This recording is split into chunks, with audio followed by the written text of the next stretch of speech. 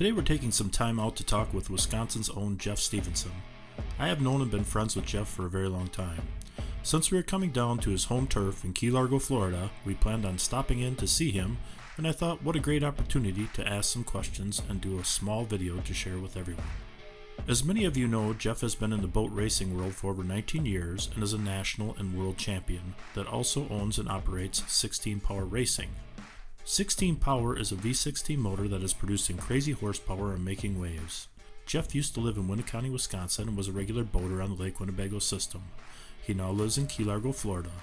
I think it's very cool that Wisconsin has so many boat racing roots, with people that have changed the boat racing industry. He has been out of the racing world for 8 years and has returned to racing this last year with 16 Power. Jeff's new adventure with 16 Power will be exciting to watch as they have just been placed into the Class 1 World Powerboat Series, giving him the chance to race against the very best the world has to offer.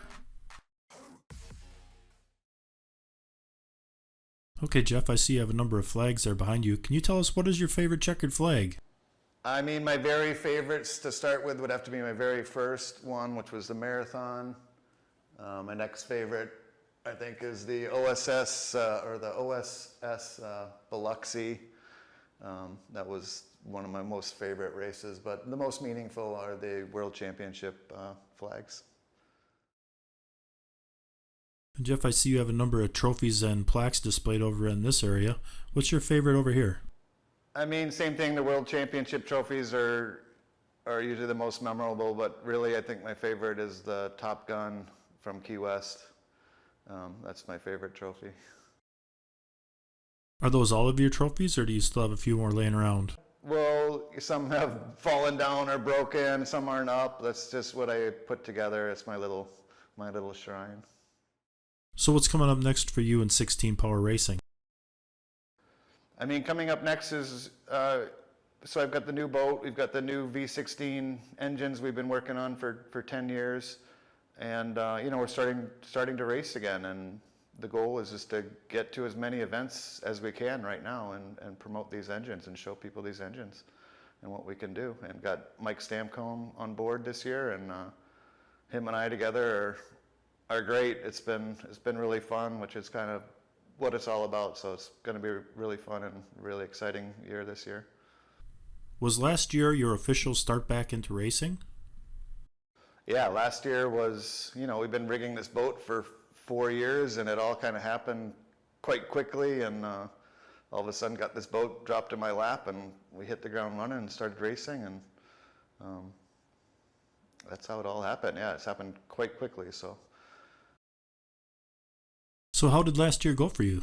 Last year was great. It was sort of what we expected. We didn't really know where we would stand with the engines and with the gear ratios that we had, and literally had the props that they gave us with the boat, so we really didn't have a lot of testing. We just had what we had, and we ran against bigger boats, and we kind of knew that we were going to get third, over twice as much power, so we know where we stand, but we had fun, and we're going to be a force in comparative power class.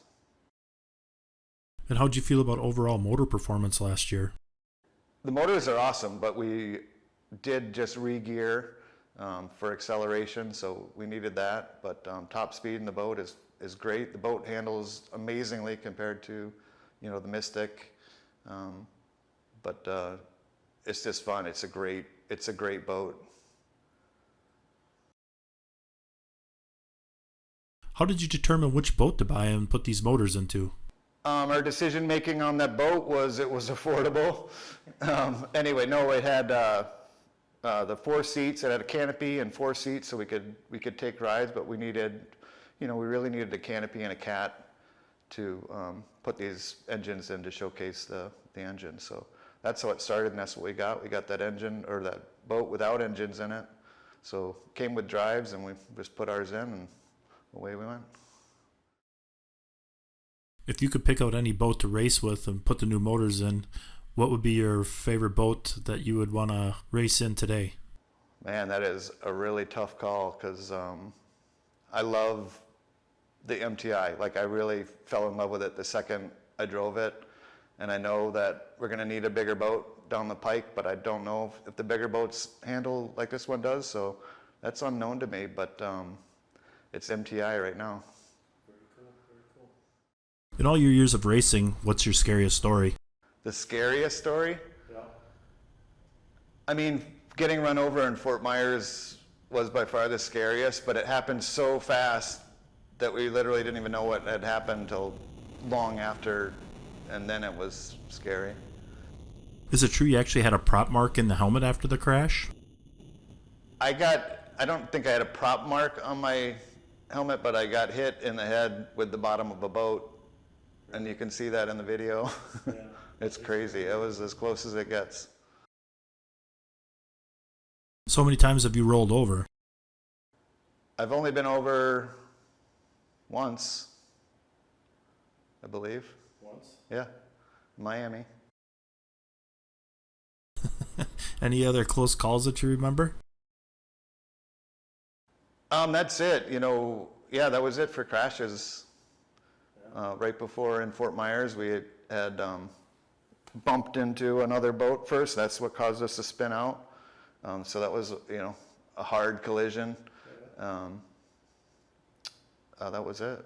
Then, yeah, we sort of flipped over in Miami in like 10-foot seas. I had no idea what was happening. First time in the Super V, and we don't even know what happened, but we were winning. I had heard that the JBS turbine boat at one point, the bottom actually had delaminated or came apart. Is that true? Yeah, it's very true. So what happened with that? That was in Miami, in the Bermuda Triangle again. We were just doing the race and hauling ass and started to get reports that, parts were, or pieces were coming off the bottom, and that we had an issue, and we were on the phone with John Kosker, and they had told us previously that it was just cosmetic and was nothing to worry about. So we kept pressing on, and last lap of the race, thought we had won. Right towards the finish line, the whole starboard side of the boat, the whole bottom came off. Absolutely blew in through the dash, blew me over, bent the seat bolts off my seats. I had a radio panel beside me, actually blasted that out. It was like a fire hydrant of water. It was insane, and we went, the whole side of the boat went down nearly instantly, and it was bad.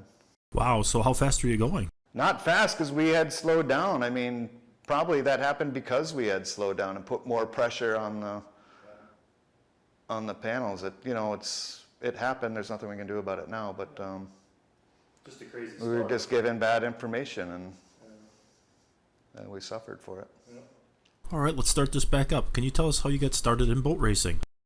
I got started in boat racing, I guess, in the later 90s, early 2000s. I'd been always watching it on Speed Vision and on TV. I always had an interest in it, but never came across it or saw it. But I moved to Wisconsin.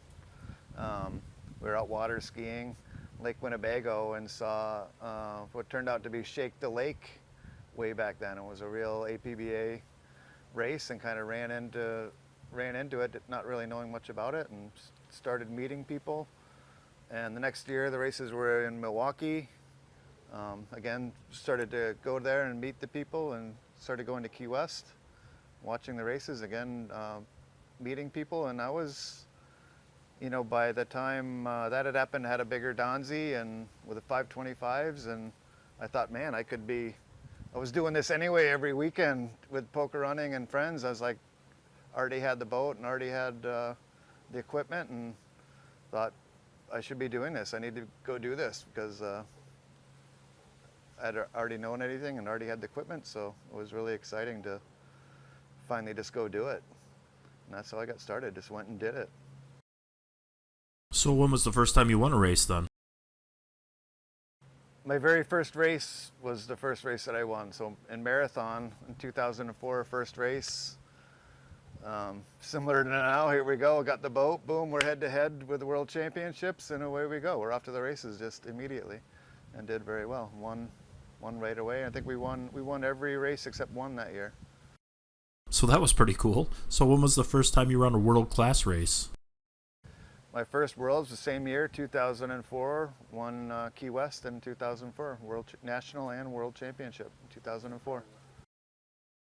What kind of boat were you running at that time? At that time was the Donzi 38 ZRC, so the ZR comp, and it was just an incredible boat. So what caused you to get out of racing?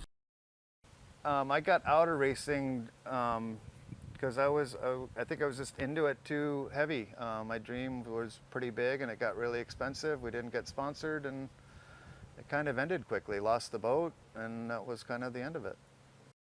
Interesting. So then what brought you back into racing? I mean, my interest and passion for boating and racing is definitely very high. It's been hard to not be doing it, but I invested in this engine company after I sold all the turbine stuff and started to pursue this engine company, and that's the direction that I went. And after a while, you know, the engines became a reality and it was time to get a boat, so we found this MTI and here we are. Very cool. So what made you get into 16 Power? 16 Power was sort of born out of everything I learned with racing, with all the frustrations with sort of expense and reliability, was that there's just got to be an easier, more effective way to do this, more sustainable way to stay racing. Well, that definitely makes sense. So what are your plans for this year? How many races do you think you guys will be in? This year we're going to try to do as many races as we possibly can. We have some interest in some different sanctioning bodies. We don't have the answer right now, but we're going to do as many as we can and many events as we can. So mostly all the Florida ones. We're definitely looking at the Lake of the Ozarks and the shootout. I'd like to go there and set a naturally aspirated record.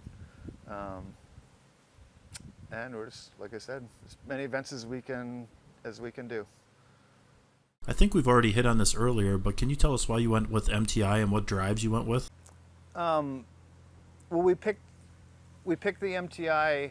We looked at a bunch of different boats, but we picked the MTI because it was a canopy boat. We knew that, you know, we needed to be safe, but it also had back seats, so we knew we could give people rides in it, something that we were interested in being able to do. But the boat came with the number 6 drives on it, which was what we needed for the power. So we needed that just to start with, and it was a great piece of hardware, and it's turning out to be an amazing race boat as well.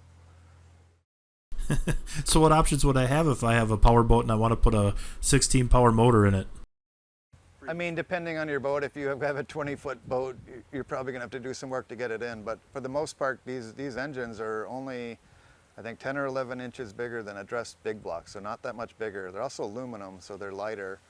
And it is small blocks, so they're narrower and lower, you know, in your engine bay, so lower center of gravity. It also gives you the ability to work around it in an engine bay as compared to a big block. So, you know, the size difference is smaller, it's lighter, and you can work on it easier.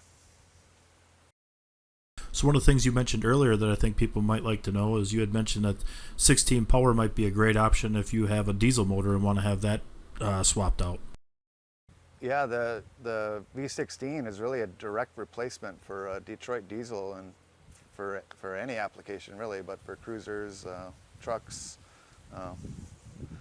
bulldozers, you know, anything. It's again, you know, half the weight of a cast diesel, so your weight savings are instant. Okay, here's a good one for you. So when you're not racing, what do you like to do for fun? I'm not racing. I usually have the fam, but try to fish. I've been great at fishing, but not good at catching. So I'm learning how to fish in the Keys. So now you can help out a Wisconsin boy. What are your favorite places to go to in the Keys? My favorite places in the Keys right now is Key West is by far just the funnest place to go and be. But for around here in Marathon, the Sombrero Beach is awesome. in Key Largo, you know, I have my favorite restaurants, and Gilbert's is pretty close, and where all the poker runs and stuff go. So we always end up there too. And I just love living down in the Keys. It's been really great. Does that mean you're not coming back to Wisconsin? Hell no, I'm not going back to Wisconsin. Okay, one last question for you, Jeff. You had mentioned that you were going to be moving to a different class. Can you tell us what class you're moving to?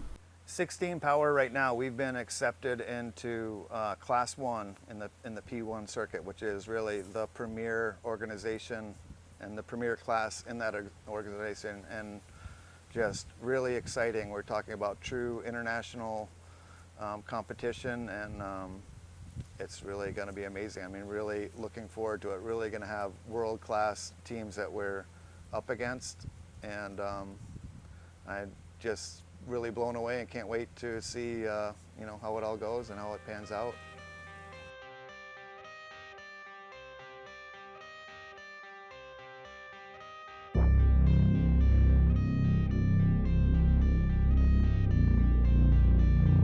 Thank you, Jeff, for your time and hospitality.